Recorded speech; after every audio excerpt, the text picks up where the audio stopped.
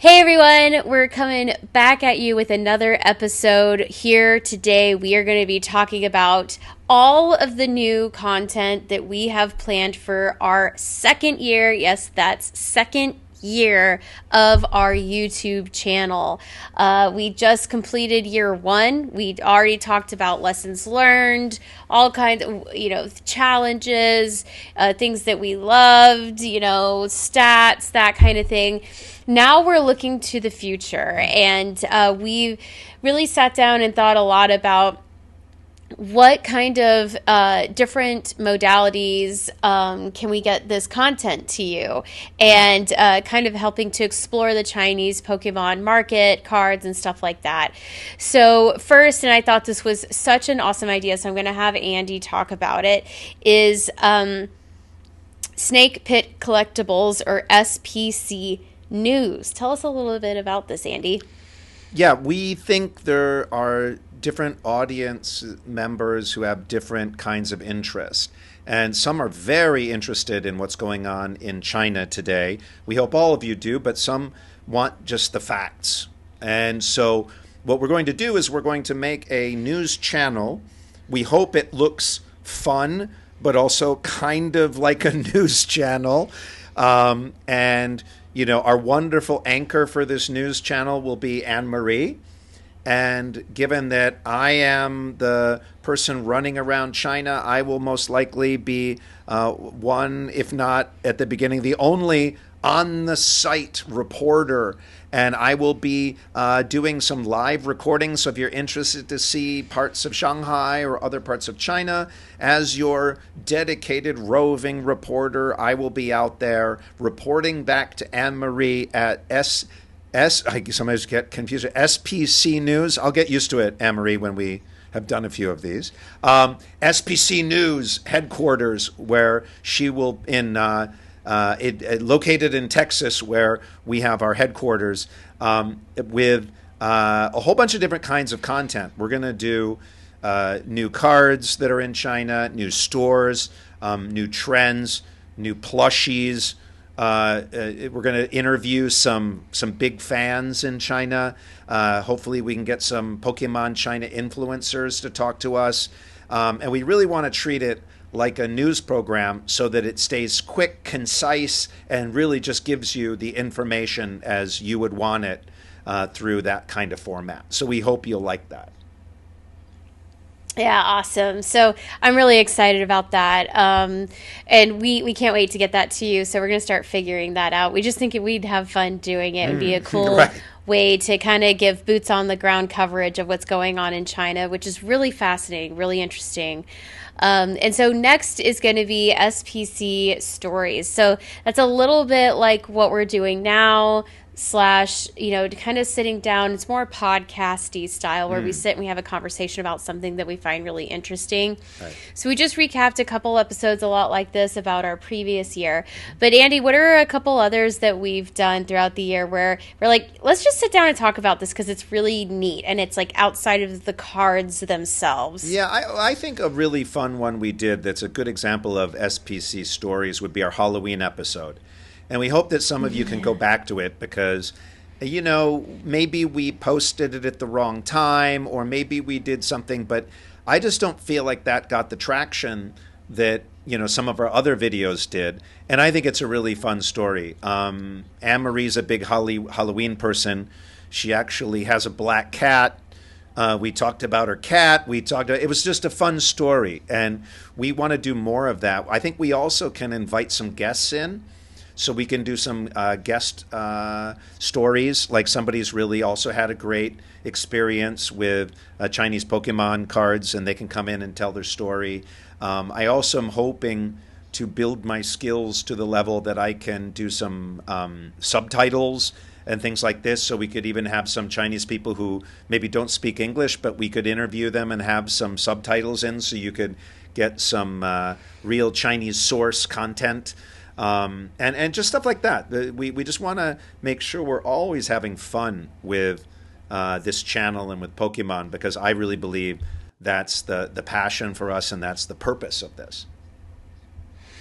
Yeah, so we will be continuing these stories, but we're going to be doing more. Another one I really liked was Pokemon Road Trip, which was Mm, like so cool and interesting. So right. little things like that where we're like, as we go along this journey, there's a lot that we're discovering that we want to share in addition to the actual cards themselves, because Right. the cards are connected to this really interesting ecosystem in Right. China. And with that comes really unique one off experiences Mm, that we think are really interesting to share. Because, as I've mentioned in other videos, the US doesn't have official Pokemon stores. So right. that experience is just so unique to China and great to share with all of you. So you'll be seeing more of Mm, our SPC stories. yep. Um, Next, let's talk about, we want to do more learning of Chinese through Pokemon cards and really sitting down.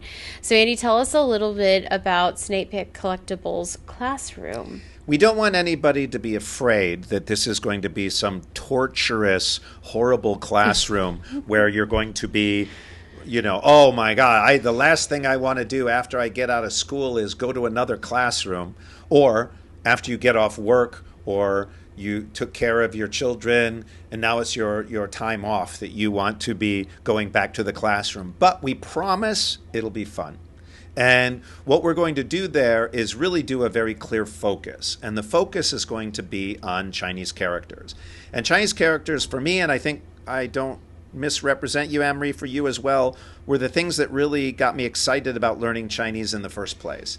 I was very interested in, from a very, very early age, like beginning memories for me, interested in hieroglyphics from Egypt. And the pictographic sense of written language to me always intrigued me. And I know many people out there get very excited about Chinese characters. So, what we want to do is help you learn Chinese characters, but through the characters that are used on Chinese Pokemon cards, especially in the names of the Pokemon. So, fire, water, grass, energy, all these different things will be mixed in, and the names of the Pokemon, Pen Hong Long, which is Charizard in Chinese. We'll get into all of that, and then hopefully you'll be less intimidated by Chinese characters if you want to learn. And we just hope it's a very good introduction. It's not a complete course. We're not educators in this in a major professional way, but we definitely do know Chinese. We do know characters, and we really want to present this to you. And we really want to do this in a step-by-step, bite-by-bite process. So we're going to do it 10 Pokemon at a time. We're going to not take every character on a card, but we're going to really just break it down to some specific, maybe 10 to 15 characters an episode, and also really try to maybe put together a PDF learning manual so that if you want to keep track of all the ones you've learned, we'll keep developing that. But we really hope this is a place, SPC classroom, where you'd like to visit and maybe even bring it into your classroom of, if you're teaching Chinese or you're learning Chinese, that you can use this as an idea source for your classes or for something else like that. Just hopefully it'll be inspirational. Yeah, absolutely. And I think that part of that is people are interested in learning Mandarin or at least exploring other languages. And it's undeniable. You look at a card like a Chinese Pokemon card and you're like, well, what does that mean? Right, Like, because I know it's not one-to-one translation. Like, what does this mean? So right, really it's to help connect, the passion of Pokemon with exploring another language, right. that we think that this is just like the perfect cross section of that. So then moving on to more new videos. So as you know, we have named our binder Chow Chow. And Chow Chow is on a journey to collect all 1,025 cards. So, Andy, tell us a little bit. We kind of started this towards the end of year one that we Yeah. just wrapped up. Tell us about the new content we're going to be making to fill out Chow Chow's journey. So we've all seen the ripping videos where people are going for the most expensive card, the hardest card to get. But when I was really excited about watching videos where people were ripping or doing something, was they had a goal. And from the very beginning of Pokemon, collect them all seemed like a mandate from heaven. It was something we had to do. So I love that idea, and I always will as a collector, which is let's try to get them all. Let's try. So we got 1,025 cards to get. What's cool for us now is as we collect, as we open new packs, we have specific cards that we are looking for.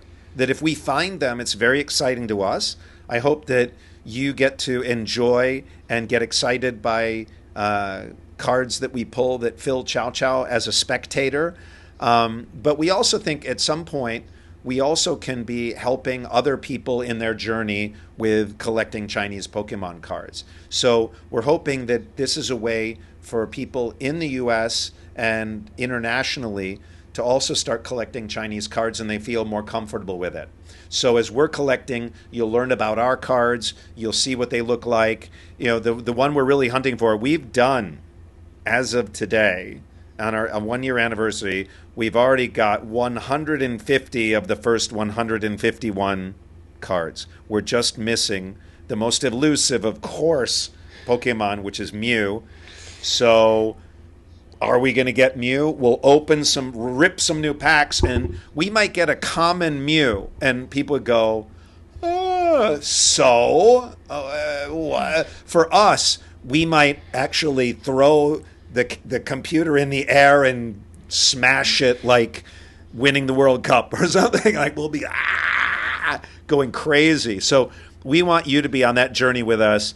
We really love doing this. We really love collecting. We really love hunting for the missing pieces. So we hope you like Chow Chow.